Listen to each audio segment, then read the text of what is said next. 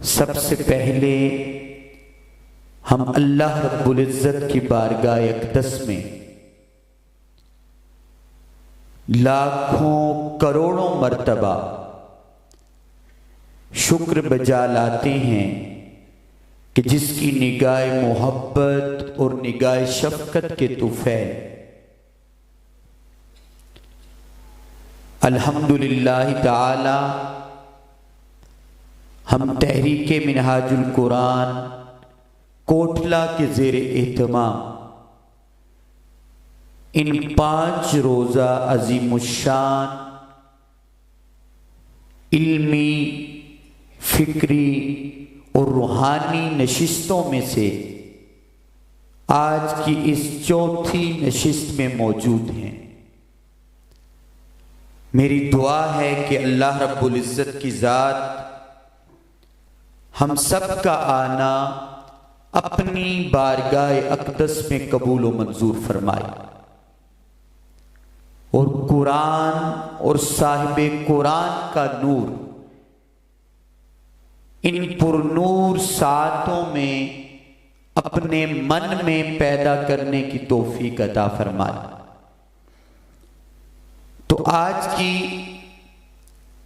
ہماری اس نشست میں عنوان گفتگو ہے فلاح دارین کا راز۔ کیا عنوان ہے؟ فلاح دارین کا راز۔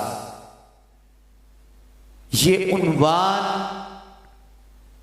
انسانی زندگی کا وہ عظیم مقصد ہے جسے ہر ذی شعور اور صاحب ایمان شخص اپنی زندگی میں حاصل کرنا چاہتا ہے، اور آج کے دور کے تقاضوں کے پیش نظر جہاں پر امت محمدی دنیا کی محبت میں اس مادیت پرستی کے دور کے اندر فقط دنیا کی لذت میں اس طرح گم ہو گئی کہ وہ خدا اور مصطفیٰ سے اپنا تعلق کمزور کر بیٹھی۔ اور اگر ہم انسانی زندگی اور انسانی تاریخ کا مطالعہ کریں تو پتہ چلتا ہے کہ ہر انسان کی زندگی میں کی گئی ساری تگ و دو، ساری محنت کا فقط ایک ہی مقصد ہوتا ہے کہ وہ اپنی زندگی میں کامیاب ہو جائے، اور بحیثیت مسلمان ہر صاحب ایمان شخص یہ چاہتا ہے کہ وہ دنیا میں بھی کامیاب ہو جائے، آخرت میں بھی کامیاب ہو جائے۔ لیکن جب آج کے اس پرفتن دور کے اندر ہم اپنی انفرادی زندگی، اپنی اجتماعی زندگی، اپنی خاندانی زندگی اور اپنی سماجی زندگی کا جائزہ لیتے ہیں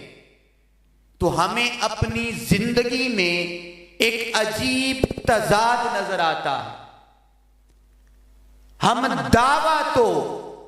آقائے دو جہاں کے امتی ہونے کا کرتے ہیں، ہم دعویٰ تو آقائے دو جہاں کی نسبت کا کرتے ہیں، لیکن جب عملی طور پر ہم اپنی زندگی کا جائزہ لیتے ہیں تو وہ اس کے برعکس نظر آتی ہے۔ آج دنیا کے اندر ہم میں سے کوئی بھی شخص جس آفیسر کے نیچے کام کرتا ہے، اگر کوئی جاب کرتا ہے، کوئی بزنس کرتا ہے یا دنیا میں کسی بھی پروفیشن سے ریلیٹڈ ہے تو اس کے اوپر اس کے آفیسر ہیں، تو ہر شخص دنیا میں کامیابی کے لیے دنیا میں جاؤ منصب حاصل کرنے کے لیے اپنے آفیسرز کی خوشامد کرتا ہوا تو نظر آتا ہے، ان کی جی حضوری کرتا ہوا تو نظر آتا ہے، ان کی ہر بات مانتا ہوا تو نظر آتا ہے، ان کی اطاعت کرتا ہوا تو نظر آتا ہے، لیکن وہ رب جو کل کائنات کا خالق ہے، جو کل کائنات کا مالک ہے، جس کو روز قیامت ہم نے جواب دینا ہے، جب اس رب کی اطاعت کی باری آتی ہے، اس رب کی فرما برداری کی باری آتی ہے، اس رب کی تابعداری کی باری آتی ہے، تو ہم کیا دیکھتے ہیں کہ ہم اس رب سے منہ موڑے ہوئے نظر آتے ہیں، اس رب سے اپنا تعلق کاٹے ہوئے نظر آتے ہیں، اس کے بتائے ہوئے راستے کے مطابق ہم زندگی گزارنا گوارا نہیں کرتے۔ تو آج کی اس نشست میں ہم یہ جاننے کی کوشش کریں گے کہ وہ کون سا راز ہے، وہ کون سی منزل ہے، وہ کون سا طریقہ ہے کہ جس کو ہم اپنا لیں تو ہم فلاح دارین یعنی دونوں جہانوں میں کامیابی حاصل کریں، ہم دنیا میں بھی کامیاب ہو جائیں، آخرت میں بھی کامیاب ہو جائیں۔ اور اس کے لیے اللہ رب العزت کی ذات نے قرآن مجید میں ارشاد فرمایا، ان الدین عند اللہ الاسلام، کہ اللہ کے ہاں دین فقط اسلام ہے۔ اور اللہ رب العزت کی ذات نے ارشاد فرمایا کہ میں نے اپنے محبوب محمد مصطفیٰ صلی اللہ علیہ وآلہ وسلم کے ذریعے تمہیں ایک دستور عطا کیا، ایک نظام حیات عطا کیا، ایک ڈسپلن عطا کیا، ایک زمانہ عطا کیا۔ کیوں؟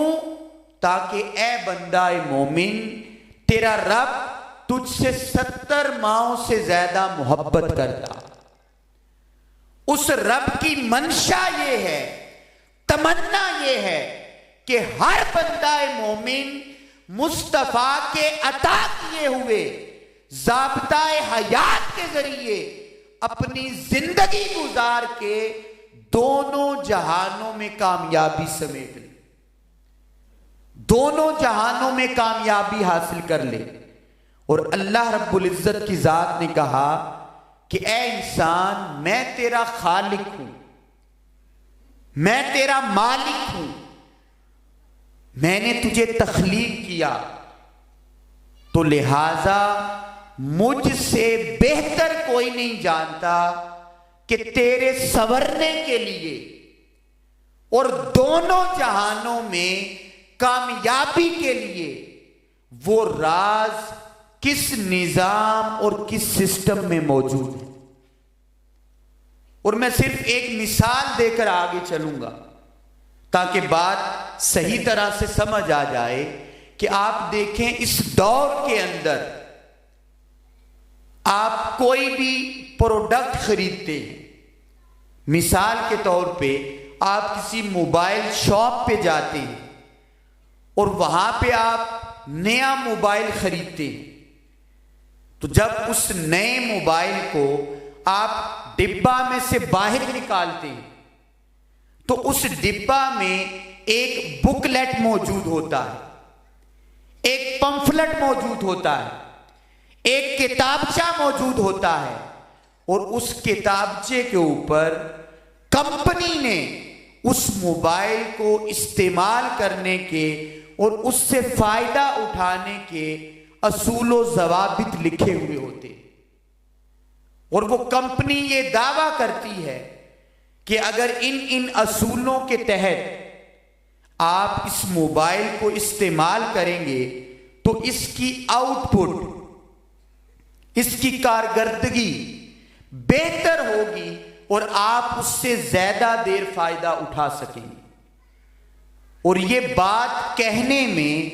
وہ کمپنی حق بجانب ہے. کیوں؟ کیونکہ اس کمپنی نے اس موبائل کو بنایا، اور اس کمپنی سے بہتر کوئی نہیں جانتا کہ اس موبائل سے ہم زیادہ فائدہ کیسے حاصل کر سکتے ہیں. اسی طرح ہم سب کا خالق کون ہے؟ اللہ. ہم سب کا مالک کون ہے؟ اللہ. تو اللہ رب العزت کی ذات نے کہا کہ اے انسان، میں تیرا خالق ہوں، میں تیرا مالک ہوں، میں نے تجھے زندگی عطا کی، اس دنیا میں ہر طرح کی نعمت عطا کی، تو لہذا تیرے رب سے بہتر کوئی نہیں جانتا کہ اگر یہ انسان دونوں جہانوں میں کامیابی سمیٹنا چاہے تو اس کا راز کس نظام میں موجود ہے. اور اللہ کی ذات نے فرمایا کہ اے بندہ مومن، اگر تو کتاب پڑھ کے دونوں جہانوں میں کامیابی سمیٹنا چاہے تو اس کے لیے اپنے مصطفیٰ کے تصدق سے میں نے تمہیں قرآن عطا کر دیا. اور پھر اللہ کی ذات نے فرمایا کہ فقط قرآن عطا نہیں کیا، اس کا پریکٹیکل رول ماڈل اور نمونہ بھی اپنے محبوب آقا دو جہاں حضرت محمد مصطفیٰ صلی اللہ علیہ وآلہ وسلم کی سیرت کی شکل میں تمہیں عطا کر دیا. اے بندہ مومن، اگر تو کوئی کتاب پڑھ کے فلاح دارین تک پہنچنا چاہتا ہے تو تو قرآن میں غوطہ زن ہو، قرآن سے دوستی کر، اور اگر اس قرآن کا پریکٹیکلی نمونہ اور رول ماڈل دیکھ کر تو فلاح دارین حاصل کرنا چاہتا ہے تو میرے محبوب محمد مصطفیٰ صلی اللہ علیہ وآلہ وسلم کی سیرت کو دیکھ، اس سے دوستی کر لے تو دونوں جہانوں میں کامیاب ہو جائے گا، تو فلاح دارین پالے گا. تو اب ہم سب سے پہلے قرآن مجید سے پوچھتے ہیں کہ وہ کون سے ضابطۂ حیات ہیں، وہ کون سے اصول ہیں کہ اگر ہم اپنا لیں تو ہم دونوں جہانوں میں کامیاب ہو جائیں. قرآن کے اندر اللہ رب العزت کی ذات نے ارشاد فرمایا ان الذین آمنوا وعاملوا الصالحات، کہ بے شک جو لوگ ایمان لائے اور ایمان لانے کے ساتھ ساتھ اعمال صالحہ کرتے رہے تو اللہ کی ذات نے فرمایا لہم اجر غیر ممنون، تو ان کے لیے ان کے رب کے ہاں ایسا اجر ہے جو کبھی ختم نہیں ہوگا، ہمیشہ جاری و ساری رہے گا. پھر اسی طرح اللہ رب العزت کی ذات نے ایک جگہ ارشاد فرمایا ان الذین آمنوا وعاملوا الصالحات، کہ بے شک جو لوگ ایمان لائے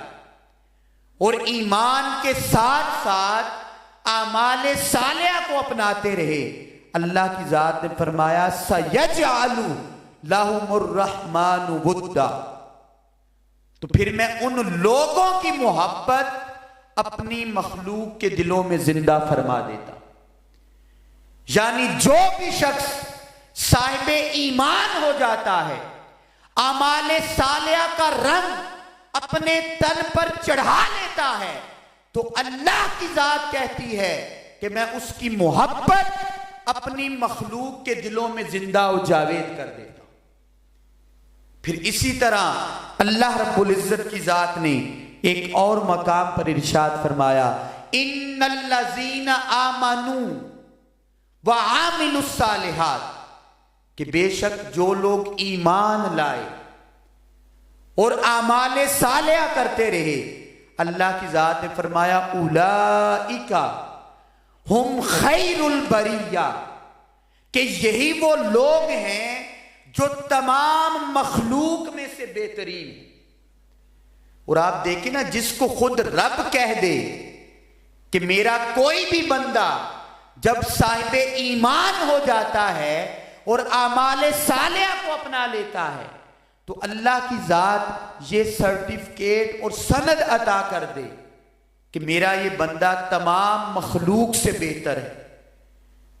اور پھر اس بندے کو پھر اور دنیا میں کیا چاہیے؟ تو اللہ کی ذات نے فرمایا کہ جب میرا بندہ صاحب ایمان ہو جاتا ہے تو اعمال صالحہ کو اپنا لیتا ہے تو پھر میں اسے جزا کے طور پہ کچھ عطا بھی کرتا۔ تو میرے رب تو کیا عطا کرتا ہے؟ اللہ کی ذات نے اگلی آیت مبارکہ میں فرمایا جزاؤہم عند ربہم جنات عدن تجری من تحتها الانہار، کہ پھر میں اس بندے کو جزا کے طور پر جنتیں عطا کرتا ہوں، باغات عطا کرتا ہوں، اور ان کے نیچے نہریں بہہ رہی ہوتی۔ پھر اللہ کی ذات نے فرمایا خالدین فیہا ابدا، اور پھر وہ اس میں ہمیشہ رہے گا۔ پھر اگلے حصہ میں اللہ رب العزت کی ذات نے ایک بڑا لطیف نکتہ بیان کیا اور فرمایا جب کوئی بندہ من میں ایمان کے نور کو پیدا کر لیتا ہے، تن پر میرے مصطفیٰ کی سیرت کا پہرا بٹھا لیتا ہے، تو میں جنتیں تو عطا کرتا ہوں، باغات تو عطا کرتا ہوں، ان کے نیچے نہریں تو بہہ رہی ہوتی ہیں، لیکن اللہ کی ذات فرماتی ہے اس سے ہٹ کر رضی اللہ عنہم ورضوا عنہ، کہ پھر میں اس بندے سے رب راضی ہو جاتا ہوں، اور جب میں راضی ہو جاتا ہوں تو اپنے اس بندے کو اتنا کچھ عطا کرتا ہوں، اس پر اتنا کرم کرتا ہوں، اتنی نوازشات کرتا ہوں، اتنی انوار و تجلیات عطا کرتا ہوں کہ میری عطائیں دیکھ کر پھر میرا بندہ اپنے رب سے بھی راضی ہو جاتا ہے اور کہتا ہے کہ میرے مولا تو نے عطا کرنے کی حد کر دی، اتنا کچھ عطا کر دیتا۔ اسی طرح اگر ہم الحمد سے لے کر والناس تک پورے کے پورے قرآن کا مطالعہ کریں تو اللہ رب العزت کی ذات نے فلاح دارین کے لیے، یعنی دونوں جہانوں میں کامیابی کے لیے کم و بیش 70 مقامات پر، کتنے؟ 70 مقامات پر ایمان اور اعمال صالحہ کا اکٹھا ذکر فرمایا۔ تو اس سے پتہ چلا کہ قرآن فلاح دارین پانے کے لیے، یعنی دونوں جہانوں میں کامیابی کے لیے قرآن مجید دو بنیادی تقاضے ہمیں بتاتا ہے، اور جن کو لازم و ملزوم قرار دیتا ہے اس میں سے پہلا تقاضا ہے ایمان۔ کیا ہے؟ ایمان۔ اور دوسرا تقاضا ہے اعمال صالحہ۔ دوسرا کیا ہے؟ اعمال صالحہ۔ تو اب ہم سب سے پہلے اس بات کو جاننے اور سمجھنے کی کوشش کریں گے کہ ایمان کیا ہے، ایمان کی حقیقت کیا ہے، ایمان کہتے کس کو ہے۔ سب سے پہلے ہم آقا دو جہاں حضرت محمد مصطفیٰ صلی اللہ علیہ وآلہ وسلم کی بارگاہ سے پوچھتے ہیں۔ حدیث جبرائیل علیہ السلام کا میں صرف ریلیونٹ حصہ آپ کے گوش گزار کروں گا، جس میں حضرت جبرائیل علیہ السلام بشری لباس میں آقا دو جہاں کی بارگاہ میں حاضر ہوتے اور پوچھتے ہیں کہ یا رسول اللہ اسلام کیا ہے، یا رسول اللہ ایمان کیا ہے، یا رسول اللہ احسان کیا ہے۔ تو جب ایمان کی باری آتی ہے تو آقا دو جہاں فرماتے ہیں کہ اے جبرائیل ایمان کیا ہے؟ آپ نے فرمایا آمنت باللہ وملائکتہ وکتبہ ورسلہ والیوم الآخر والقدر خیرہ وشرہ. فرماتے ہیں میرے رب کو ایک مان لو، میرے رب کی توحید کا اقرار کر لو، اس کی محبت کو، تعظیم کو، ادب کو اپنے من میں زندہ کر لو، یہ ایمان ہے. اور جب ہم جاتے ہیں اپنے رب کی بارگاہ میں اور اپنے رب سے پوچھتے ہیں کہ اے ہمارے رب ایمان کیا ہے، تو اللہ کی ذات کہتی ہے اے بندہ مومن اپنے من میں میرے مصطفیٰ کی محبت کو، ادب کو،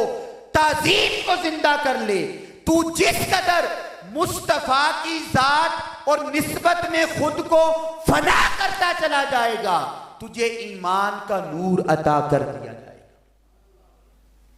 تو لہٰذا اس سے پتہ یہ چلا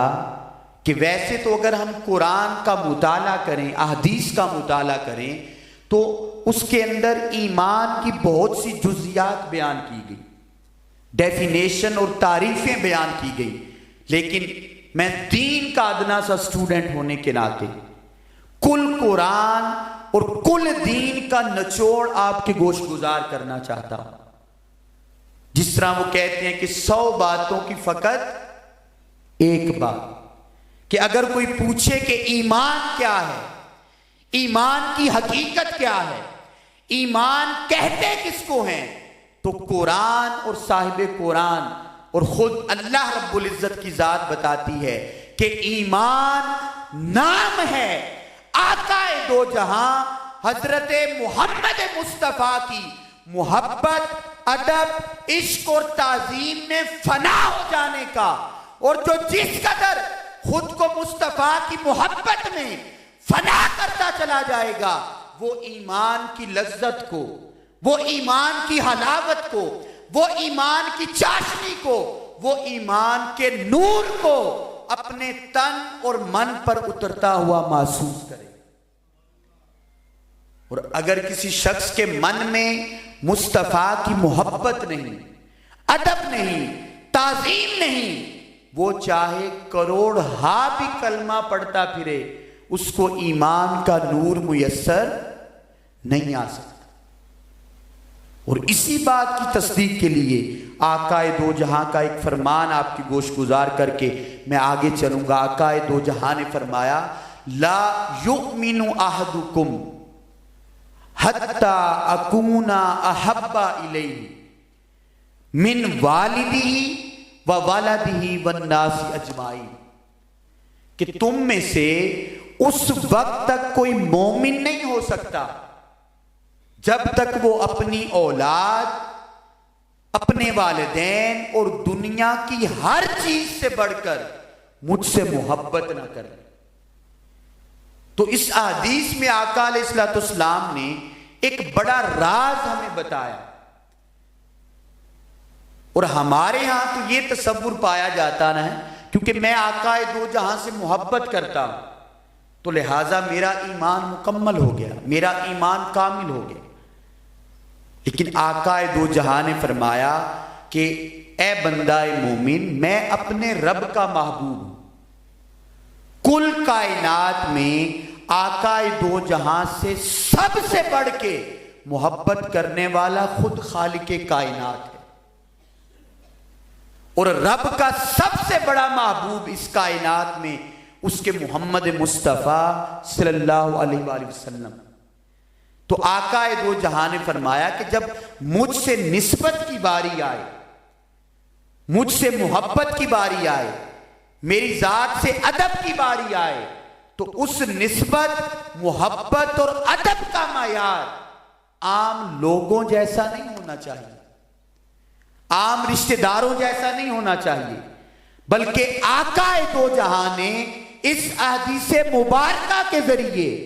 کل انسانیت کو، کائنات تک یہ پیغام دے دیا کہ لوگوں ایمان اس وقت بنے گا تمہارا اور نقطہ کمال کو پہنچے گا جب مصطفیٰ سے محبت کی باری آئے. تو اس محبت کا معیار یہ ہونا چاہیے کہ والدین کی محبت بھی پیچھے رہ جائے، اولاد کی محبت بھی پیچھے رہ جائے، مال و دولت کی محبت بھی پیچھے رہ جائے، اور دنیا کے اندر محبت کا جو تصور پایا جاتا ہے وہ ساری محبتیں پیچھے رہ جائیں اور مصطفیٰ کی محبت تمام محبتوں پر غالب آ جائے، اس محبت مصطفیٰ کو ایمان کہتے ہیں۔ وہ محبت مصطفیٰ ایمان ہوگی۔ اور آقا دو جہاں نے فرمایا کہ مجھ سے جب محبت کی بات آئے تو پھر اس نسبت اور محبت کا معیار یہ ہو کہ دنیا کی ساری محبتیں آقا دو جہاں کی محبت کے سامنے اپنے گھٹنے ٹیک دیں، پھر تمہیں ایمان کا نور ملے گا، پھر ایمان کی حقیقت تمہارے تن اور من پر ظاہر ہوگی۔ اور اسی بات کو علامہ اقبال رحمت اللہ علیہ نے اپنے ایک شعر میں کل دین کا نچوڑ ہمیں عطا کر دیا۔ کل دین کا نچوڑ ایک مصرے میں بیان کر دیا۔ اور علامہ اقبال رحمت اللہ علیہ فرماتے ہیں مغز قرآن، روح ایمان، جان دین۔ اے بندہ مومن، اگر تو قرآن کا مغز چاہتا ہے، قرآن کا نچوڑ اور لب لباب حاصل کرنا چاہتا ہے، اقبال فرماتے ہیں روح ایمان، اے بندہ مومن اگر ایمان کی روح تو اپنے من میں زندہ کرنا چاہتا ہے، جان دین اور دین کی جان تک پہنچنا چاہتا ہے، تو اقبال اس کا راز کیا بیان کرتے ہیں؟ فرماتے ہیں مغز قرآن، روح ایمان، جان دین، ہست حب رحمت للعالمین۔ کیا بندے پھر مصطفیٰ کی محبت کو من میں زندہ کر۔ اگر تیرے من میں مصطفیٰ کی محبت پیدا ہو گئی تو تجھے قرآن بھی مل جائے گا، ایمان بھی مل جائے گا، دین بھی مل جائے گا۔ یہی ہماری شناخت ہے۔ اس محبت کو اپنا سرمایہ سمجھتے ہوئے اس کی حفاظت کریں، اس محبت کو آنے والی نسلوں تک منتقل کریں، اور خود آقا دو جہاں حضرت محمد مصطفیٰ صلی اللہ علیہ وآلہ وسلم نے فرمایا کہ اپنی اولادوں کو 3 محبتیں سکھاؤ، اور ان میں سے آقا دو جہاں نے فرمایا کہ سب سے پہلے اپنی اولاد کو اپنے نبی کی محبت سکھاؤ۔ کیوں؟ کیونکہ یہ محبت کل محبتوں کا مرکز و محور ہے، اور جس من کے اندر مصطفیٰ کی محبت آ گئی اسی من میں خدا کی محبت آ جائے گی، اسی من میں اہل بیت کی محبت آ جائے گی، اسی من میں صحابہ کی محبت آ جائے گی، اسی من میں قرآن کی محبت آ جائے گی، اسی من میں اولیاء و صالحین کی محبت آ جائے گی، اور اسی من میں کل انسانیت کی محبت آ جائے گی، کیونکہ یہ محبت کل محبتوں کا مرکز و محور ہے۔ تو پتہ چلا ایمان آقا دو جہاں کی محبت اور ادب کا نام، لیکن اس پر ہم اللہ کا شکر ادا کرتے ہیں کہ جیسے تیسے بھی ہے اللہ رب العزت کی ذات نے یہ ایمان کی دولت ہمیں اپنے والدین کے توسط سے عطا فرما دی۔ اس کے لیے ہمیں ایفرٹ نہیں کرنی پڑی، سٹرگل نہیں کرنی پڑی، بھاگ دوڑ نہیں کرنی پڑی، یہ اللہ کی ذات نے ہمیں عطا فرما دی۔ لیکن ہمارے یہاں ایک یہ تصور پایا جاتا ہے کیونکہ میں صاحب ایمان ہوں، میں نعتیں پڑھتا ہوں، میں دین کی تبلیغ کرتا ہوں، میں 5 وقت کی نماز پڑھتا ہوں، تو ہمارے ہاں یہ تصور بن گیا کہ ہماری کامیابی کے لیے بس آقا دو جہاں کا امتی ہونا ہی کافی ہے، اس سے آگے ہمیں کسی چیز کی ضرورت نہیں ہے۔ لیکن میں نے قرآن کی آیات آپ کو سنائی اور بتایا کہ قرآن نے بنیادی طور پر 2 تقاضے بیان کیے، ایک ایمان اور دوسرا اعمال صالحہ۔ یہ دونوں لازم و ملزوم ہیں، ان کے بغیر کوئی بھی بندہ مومن دونوں جہانوں میں کامیابی نہیں حاصل کر سکتا۔ اور پھر ہم کہتے ہیں کیونکہ ہم آقا دو جہاں کے امتی ہیں تو وہ ہماری شفاعت کر دیں گے، ہم جنت میں چلے جائیں گے۔ اس میں کوئی شک نہیں، ہمارا یہ ایمان ہے کہ آقا دو جہاں ہماری شفاعت فرمائیں گے،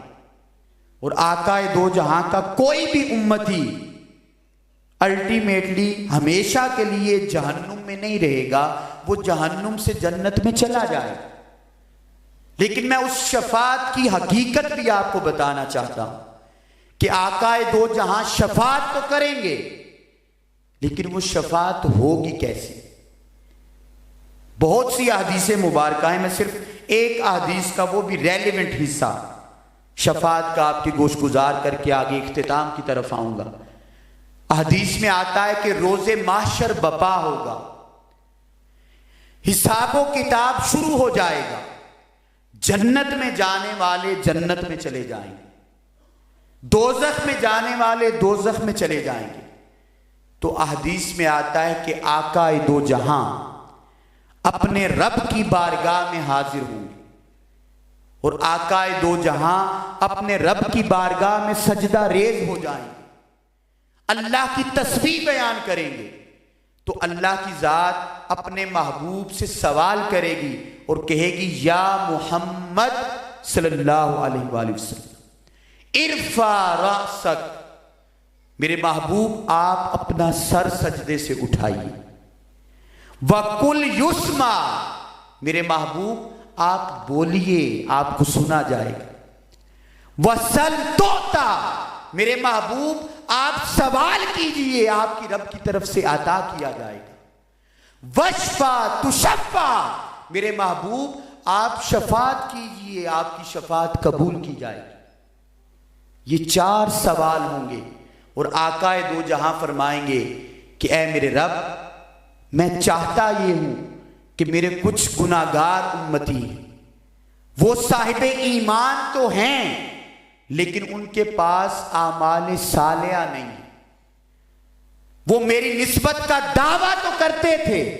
محبت کا دعویٰ تو کرتے تھے، لیکن 5 وقت کی نماز نہیں پڑھتے تھے،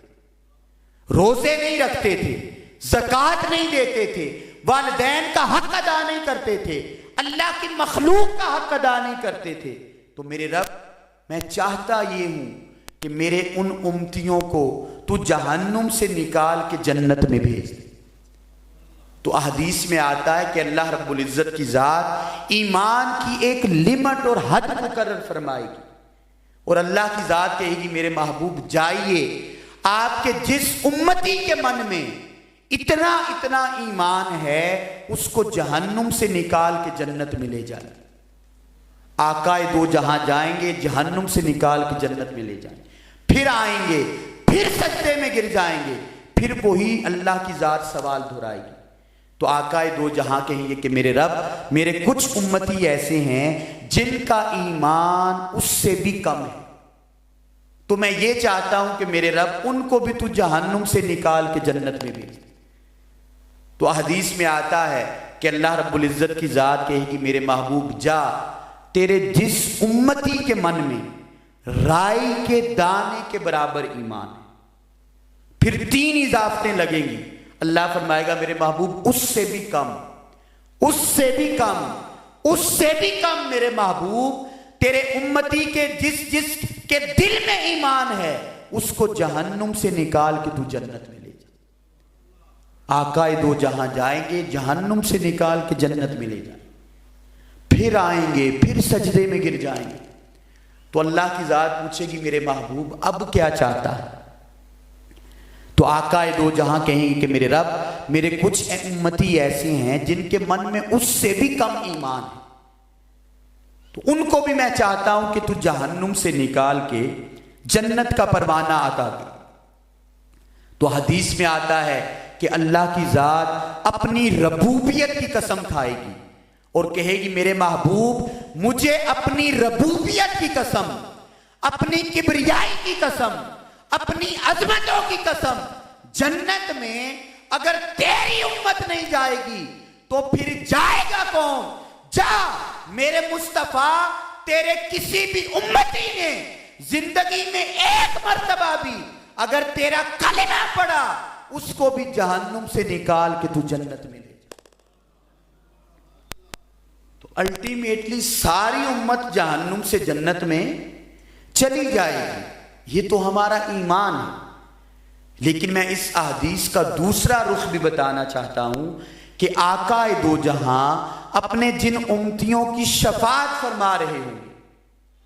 ان کو جہنم سے نکال کے جنت میں لے جا رہے ہوں گے، وہ ڈائریکٹ جنت میں نہیں جائیں گے۔ اور ان کا جہنم میں جانے کا سبب کیا بنا، وجہ کیا بنی، کہ ان کے پاس اعمال صالحہ نہیں تھے، وہ حقوق اللہ ادا نہیں کرتے تھے، حقوق العباد ادا نہیں کرتے تھے، اس وجہ سے وہ جہنم میں چلے گئے۔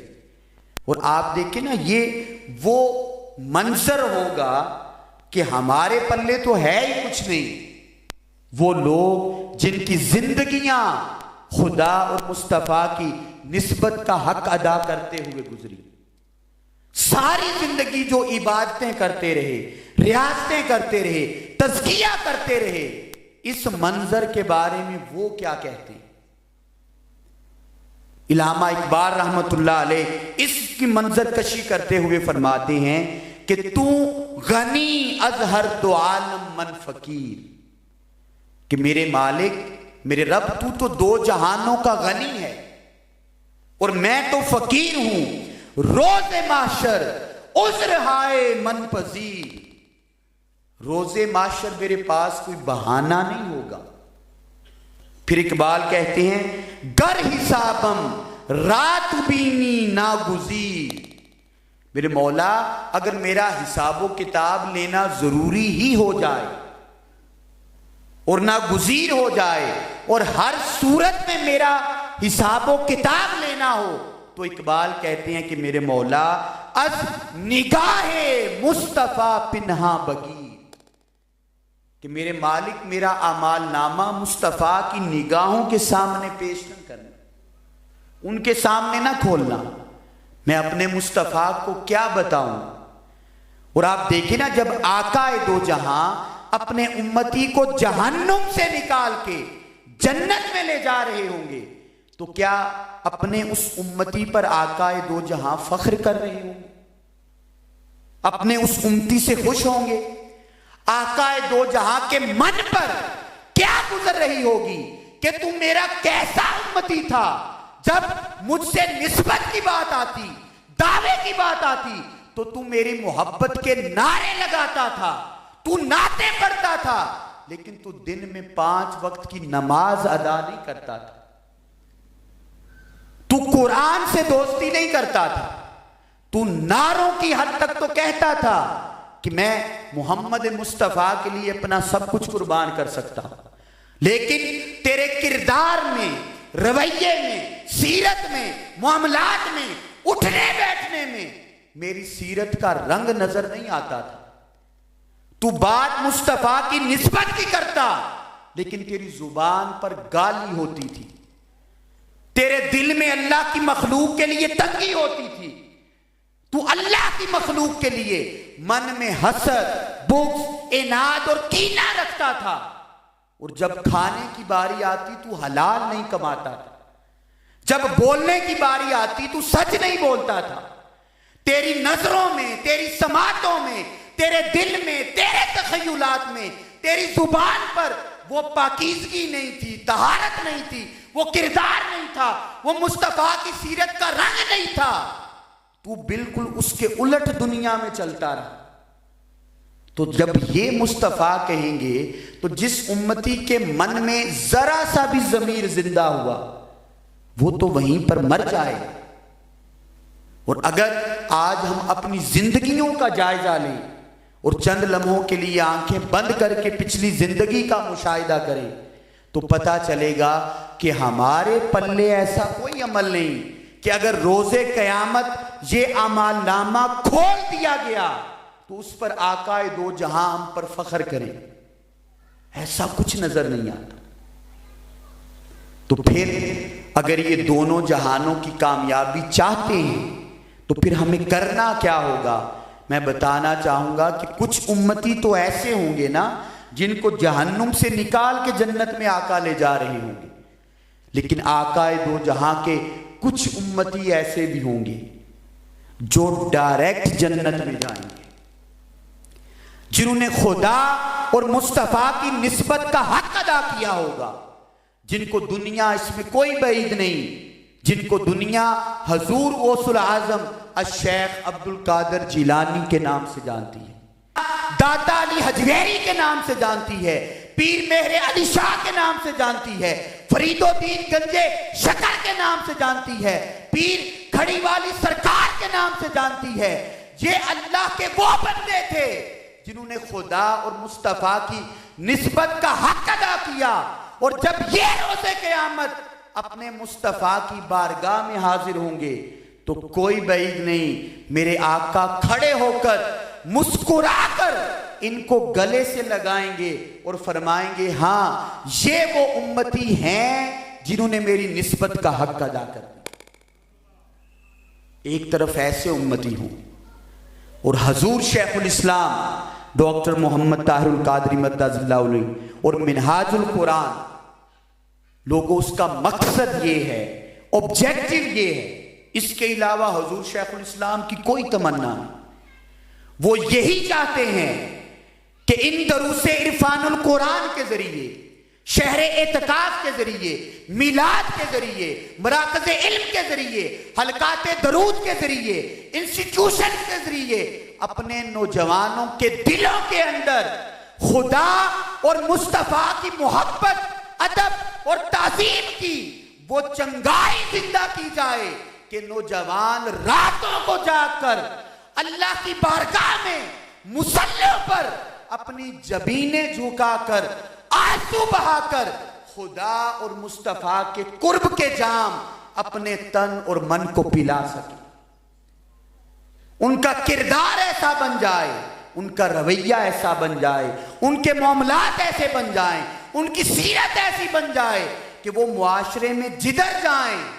ان کو نعروں کے ذریعے نہ بتانا پڑے کہ میں مصطفیٰ کا امتی ہوں، بلکہ ان کا کردار بولے، ان کے معاملات بولیں، ان کے اٹھنے بیٹھنے، کھانے پینے اور زندگی کے معاملات سے وہ خوشبو آئے کہ لوگ دیکھ کر کہیں کہ ہاں یہ ہے مصطفیٰ کا امتی۔ یہ جدھر جاتا ہے یہ امت کو توڑنے کی بات نہیں کرتا، امت کو جوڑنے کی بات کرتا۔ یہ جدھر جاتا ہے اس کا وجود انسانیت کے لیے باعث خیر اور باعث نفع ہے۔ یہی حضور شیخ الاسلام کی منشا ہے۔ تو لہٰذا پتہ یہ چلا کہ اگر ہم فلاح دارین پانا چاہتے ہیں تو اس کے لیے ایمان کے ساتھ ساتھ اعمال صالحہ کا ہونا بھی ضروری ہے، اس کے بغیر کوئی چارہ نہیں۔ اور آقا دو جہاں نے جو ہمیں دین کا تصور عطا کیا، وہ تصور یہ عطا کیا کہ اے امت محمدی، دین فقط مسجد کے اندر کی زندگی کا نام نہیں ہے۔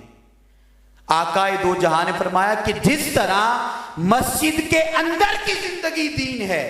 اسی طرح مسجد سے باہر کی زندگی بھی دین ہے۔ جس طرح نماز پڑھنا عبادت ہے، اسی طرح والدین کا ادب اور احترام کرنا بھی عبادت ہے۔ جس طرح روزے رکھنا عبادت ہے، اسی طرح ہمسایوں اور رشتہ داروں کا حق ادا کرنا بھی عبادت ہے۔ جس طرح زکوٰۃ دینا، قرآن پڑھنا عبادت ہے، آقا دو جہاں نے فرمایا کہ اسی طرح ایمانت داری کو اپنانا، سچائی کو اپنانا، بڑوں کا ادب کرنا، چھوٹوں سے محبت کرنا، اللہ کی مخلوق کے لیے باعث خیر بن جانا، یہ بھی عبادت ہے۔ آج ہم نے دین کو فقط مسجد تک محدود کر دیا۔ دین کا نور، دین کا فیض ہم نے اپنی انفرادی زندگی سے، خاندانی زندگی سے، اجتماعی اور سماجی زندگی سے اس کو نکال دیا۔ تو یہی وجہ بنی کہ آج ہم زوال کا شکار ہو گئے۔ اور حضور شیخ الاسلام کا یہی پیغام ہے کہ اے امت محمدی، اگر تو پھر سے اپنے زوال کو عروج میں بدلنا چاہتی ہے تو دین کے کلی تصور کو، دین کے عالمگیر تصور کو اپنے تن اور من میں بپا کر لے، اور تو ایسا مسلمان بن جا، ایسا مصطفیٰ کا امتی بن جا کہ دنیا جس جس گوشے میں تجھے دیکھے تو بے مثال نظر آئے، تیرا کوئی ثانی نہ۔ تو لہٰذا ان سب اعمال صالحہ کا ذکر کرنا تو اس ٹائم میں پاسبل نہیں ہے، ممکن نہیں ہے۔ مجھے 7 بجے کا ٹائم دیا گیا اور کم و بیش 7 بجنے میں 2 منٹ باقی، تو میں صرف ایک عمل کا ذکر کر کے، اگر وہ بھی آپ اجازت دیں گے تو 2 منٹ لگیں گے 3، آپ اجازت دیتے ہیں تو میں اس کا ذکر کر دیتا ہوں، اگر نہیں دیتے تو میں پھر کلوز کر دیتا ہوں، جس طرح آپ حکم کرتے ہیں۔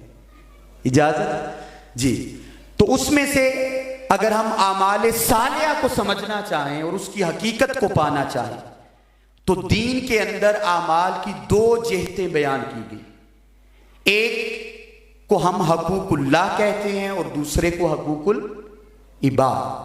تو حقوق اللہ میں سے اللہ کا جو اپنے بندے پر سب سے بڑا حق ہے وہ ہے حق بندگی، یعنی اس کی عبادت کا حق ادا کرنا۔ اور اگر اس کو ہم لیں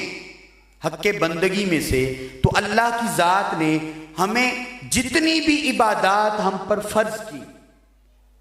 ان عبادات کو اللہ کی ذات نے آسمان سے زمین پر بھیجا، لیکن واحد نماز ایسی عبادت ہے جس کو اللہ تعالیٰ نے معراج کی شب اپنے مصطفیٰ کو اپنی بارگاہ میں بلایا، اپنا دیدار کروایا اور تحفہ کے طور پہ اپنے مصطفیٰ کو 5 نمازیں اپنی امت کے لیے دے کر بھیجی۔ نماز ایسی عبادت ہے، اور پھر نماز کی انفرادیت یہ ہے کہ اللہ کی ذات نے کل عبادات کو اس نماز کے اندر جمع فرما دیا۔ اس میں آپ رکوع بھی کرتے ہیں، سجود بھی کرتے ہیں، قرآن کی تلاوت بھی کرتے ہیں، درود و سلام بھی پڑھتے ہیں، دعائے مغفرت بھی کرتے ہیں، ساری عبادات کو نماز میں جمع فرما دی۔ اور پھر اس کے بعد آپ دیکھیں نا، ہم لوگ تو آج تک اسی چکر سے باہر نہیں نکلے کہ فجر پڑھ لیں گے تو اتنا ثواب ملے گا، ظہر عصر مغرب پڑھیں گے تو اتنا ثواب ملے گا، لیکن اللہ والے کہتے ہیں کہ جب نماز پڑھو تو نماز میں یہ حساب و کتاب اور ثواب کا تصور نہ لے کے آؤ، بلکہ جب نماز پڑھو تو نماز کی حقیقت کو جانو کہ یہ ہے کیا۔ اور نماز کی حقیقت کیا ہے کہ جب آقا دو جہاں یہ تحفہ لے کر آئے تو صحابہ نے پوچھا کہ یا رسول اللہ یہ نماز ادا کیسے کرنی؟ تو آقا دو جہاں نے فرمایا صلو کما رأیتمونی اصلی، کہ جیسے تم مجھے نماز پڑھتا ہوا دیکھو ویسے تم نماز پڑھنا یا ادا کرنا شروع کر دو۔ تو اس سے پتا چلا کہ نماز عبادت تو خدا کی ہے لیکن ادائیں مصطفیٰ کی، اور اللہ کی ذات کی منشا یہ ہے، تمنا یہ ہے کہ جب کوئی بندہ میرے مصطفیٰ کا امتی بن جائے تو دن میں 5 مرتبہ جب وہ نماز ادا کرے گا تو مجھے ہر امتی کی اداؤں میں اپنے مصطفیٰ کی ادائیں نظر آئیں گی، مجھے اپنا محبوب نظر آئے گا۔ تو جب محبوب کی ادائیں نظر آئیں گی تو آپ اندازہ کریں اس پر اس کا رب کتنا کرم فرمائے گا، کتنا فضل فرمائے گا۔ اور پھر اس کے بعد آقا دو جہاں نے ایک حدیث مبارکہ میں ارشاد فرمایا کہ نماز کو اگر سمجھنا ہو کہ نماز کیا ہے اور اس کا فائدہ کتنا ہے، آقا دو جہاں فرماتے ہیں کہ اگر کسی شخص کے گھر کے دروازے کے سامنے سے ایک نہر گزر رہی ہے اور متصل ہے اور وہ بندہ اس نہر میں دن میں 5 مرتبہ غسل کرتا ہے تو آقا دو جہاں نے صحابہ سے فرمایا کہ اے میرے صحابہ کیا اس کے جسم پر کوئی میل کچیل یا ناپاکی باقی رہ جائے گی؟ تو صحابہ نے فرمایا کہ یا رسول اللہ نہیں۔ تو آقا دو جہاں نے فرمایا کہ نماز کی مثال بھی ایسی، جب کوئی بندہ مومن 5 وقت کی نماز پڑھنا شروع کر دیتا ہے تو اللہ کی ذات اس کے ظاہر کو، اس کے باطن کو، اس کے تخیلات کو، اس کی قلبی کیفیات کو، اس کے تن کو، من کو، کردار کو، سماعتوں کو، نظروں کو وہ پاکیزگی عطا کرتی ہے، وہ انوار و تجلیات عطا کرتی ہے، وہ خدا اور مصطفیٰ کا قرب عطا کرتی ہے کہ پھر آقا دو جہاں فرماتے ہیں کہ وہ نماز ایسی نماز بن جاتی ہے کہ وہ مومن کی معراج بن جاتی ہے اور مصطفیٰ کی آنکھوں کی ٹھنڈک بن جاتی ہے۔ اسی لیے آقا دو جہاں نے فرمایا کہ لوگوں جب بچہ 7 سال کا ہو تو اس کو نماز کی ترغیب دو، نماز پڑھاؤ۔ 10 کا ہو تو اس کے بعد اگر نماز نہ پڑھے تو بے شک سختی کر دو۔ تو آج آپ اندازہ کر لیں اپنے معاشرے میں کہ کتنے گھروں میں والدین ایسے ہیں جو خود 5 وقت کی نماز پڑھتے ہیں، اور پھر ان میں سے کتنے ایسے ہیں جو اپنی اولاد کو ترغیب دیتے ہیں، نماز کا کہتے ہیں، قرآن کا کہتے ہیں، دین کا کہتے ہیں۔ نہیں، آج کے دور میں ہم نماز کا نہیں کہتے، دین کا نہیں کہتے، قرآن کا نہیں کہتے، اپنی نسلوں کو فقط اسکول کا کہیں گے، کالج کا کہیں گے، جاب کا کہیں گے، کاروبار کا کہیں گے۔ تو لہٰذا کوشش کریں، ان دروس عرفان القرآن کا مقصد یہی ہے، میسج یہی ہے کہ اگر ہم دونوں جہانوں میں کامیابی چاہتے ہیں، فلاح دارین چاہتے ہیں، تو خدا اور مصطفیٰ سے ٹوٹا ہوا تعلق جوڑ لیں۔ ہم اعمال صالحہ کا رنگ اور پہرا اپنے تن پر بٹھا لیں۔ یہی پیغام تحریک منہاج القرآن کا ہے، یہی پیغام حضور شیخ الاسلام کا ہے، اور اسی پیغام کے لیے اور اسی تعلق کو زندہ کرنے کے لیے ان دروس عرفان القرآن کا انعقاد کیا جاتا ہے۔ تو کوشش کریں اللہ والوں کی صحبت میں آئیں، قرب میں آئیں، منہاج القرآن سے جڑیں، اور اس کی صحبت سے، برکت سے اپنے تن اور من کو زندہ کرتے ہوئے فلاح دارین کے اسباب پیدا کریں۔ اللہ کی ذات ہمارا آنا اپنی بارگاہ اقدس میں قبول و منظور فرمائے، اور ان ماہ رمضان المبارک کے توسط سے ہمیں قرآن اور صاحب قرآن کا نور عطا فرمائے۔ آخر میں تحریک منہاج القرآن کوٹلہ کے جملہ قائدین و کارکنان کو مبارکباد پیش کرتا ہوں۔ اللہ تعالیٰ ان کی کاوشوں کو اپنی بارگاہ اقدس میں قبول و منظور فرمائے۔ وما علینا الا البلاغ المبین۔